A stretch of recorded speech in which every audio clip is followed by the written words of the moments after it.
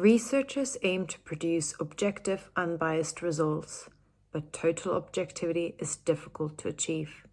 Bias can creep in at any stage of research, from how participants behave to how researchers design or interpret their studies.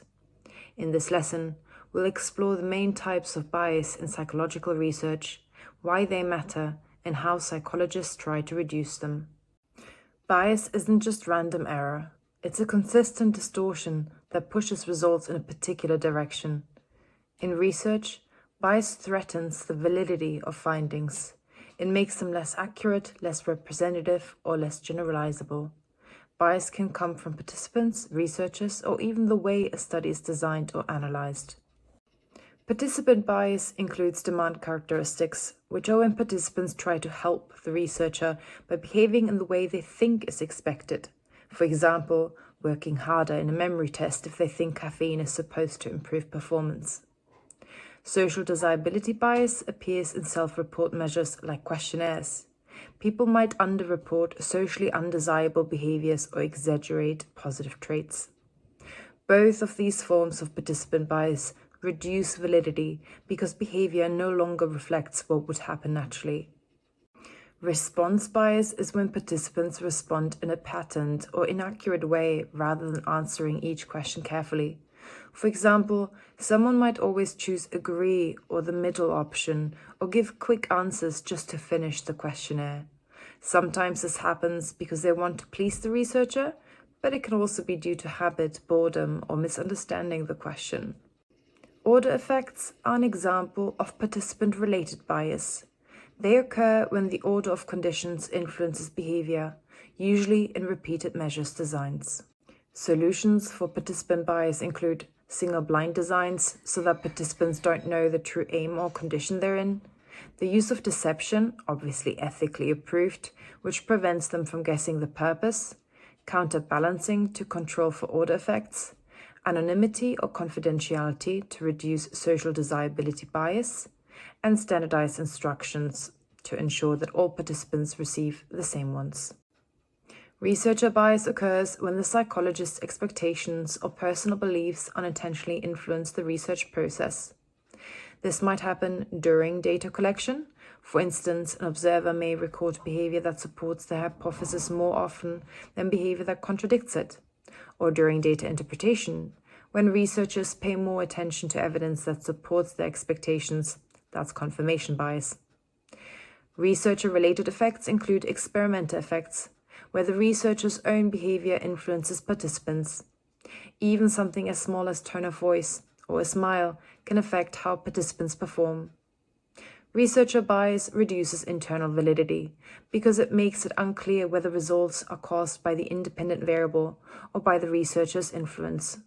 Solutions for researcher bias include double-blind designs where neither participants nor researcher know which condition they're in, standardized instructions and procedures to remove variation in how participants are treated, training observers and using multiple raters to reduce observer bias and increase reliability, and the automation of data collection to minimize human influence.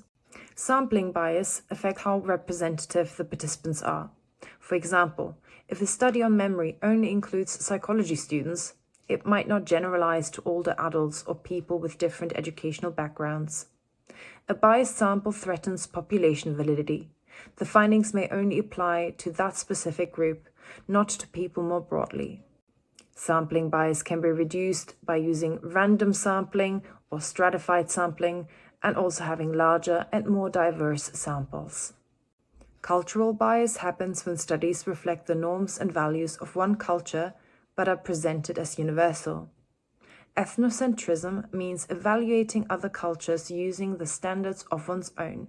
For instance, assuming individual achievement is a universal sign of success. Cultural bias can make findings less generalizable and reduce external validity. Cross-cultural research helps identify which behaviors are universal and which are culturally specific. Gender bias appears when research represents one gender, often men, as the standard and generalizes findings to everyone. Androcentrism assumes male behavior is typical, meaning female behavior may be misinterpreted as abnormal or inferior. Alpha bias exaggerates differences between genders, while beta bias ignores them completely.